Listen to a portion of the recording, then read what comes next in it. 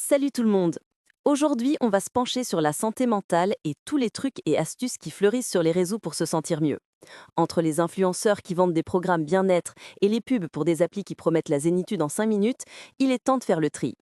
Dans cette vidéo, on va tenter de distinguer les conseils bullshit des solutions dont les effets ont été scientifiquement prouvés.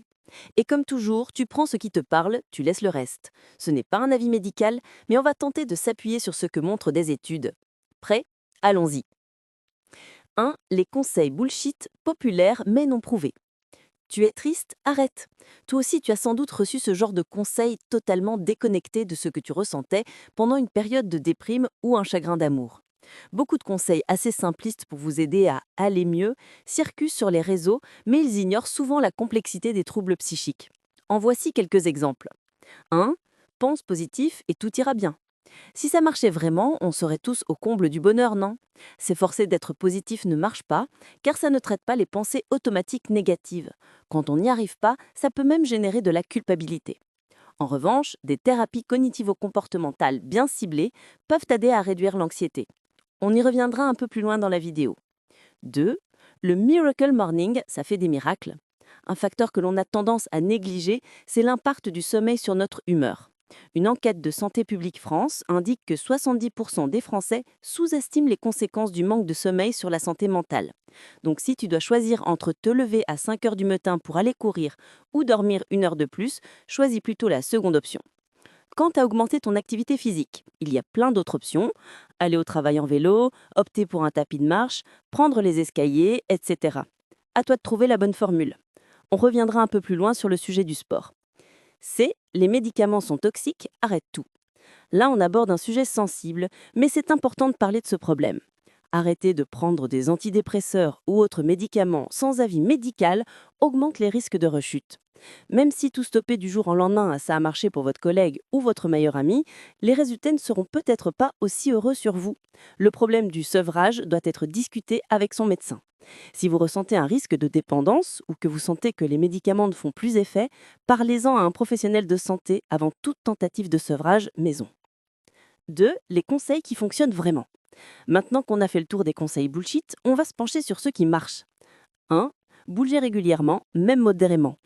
Une étude pionnière menée par nos amis québécois de l'Institut national de santé publique en 2010 a démontré l'étroite relation qu'il y a entre troubles mentaux et problèmes physiques, confirmant que des habitudes quotidiennes bien ciblées peuvent atténuer les risques.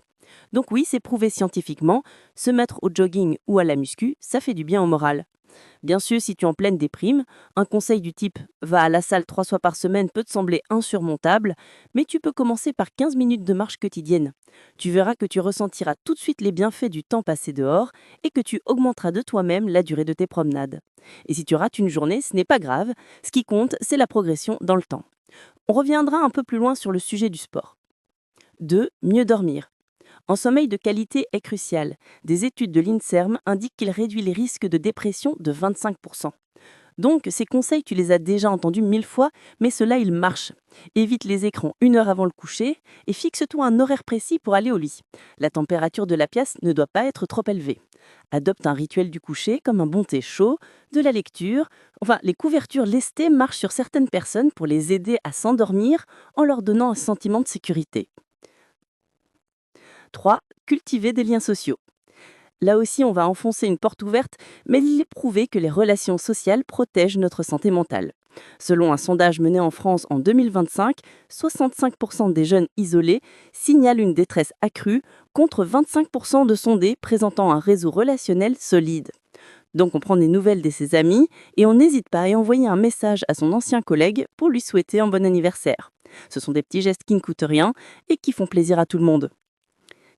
Certaines pratiques cognitivo-comportementales. En 2015, des chercheurs de l'Université de Grenoble ont mené l'expérience suivante. Ils ont demandé à un groupe d'enfants de noter dans un cahier les meilleurs moments de leur journée et à un autre groupe d'enfants de noter des choses neutres, comme des couleurs, des pays. Comparativement au groupe neutre, les enfants qui ont réalisé un journal de gratitude se disaient plus contents et moins fatigués. C'est bien la preuve que la gratitude, ça fonctionne. D'autres pratiques ont été validées scientifiquement, comme la pleine conscience. Cette pratique permet de réduire la rumination et l'agitation émotionnelle, même si certaines personnes peuvent y être hermétiques. Ce qui aide vraiment, ce n'est pas de forcer des pensées positives, mais apprendre à repérer ces pensées automatiques et à les questionner. C'est le principe de base des thérapies cognitivo-comportementales. Tu veux un exemple concret? En voici un. Imagine que tu rates un entretien d'embauche. Se dire que ça ne s'est pas si mal passé, que c'est de la faute du recruteur, etc., ça peut soulager sur le coup. Mais ça ne te remontera pas vraiment le moral si tu ne crois pas vraiment à toutes ces excuses.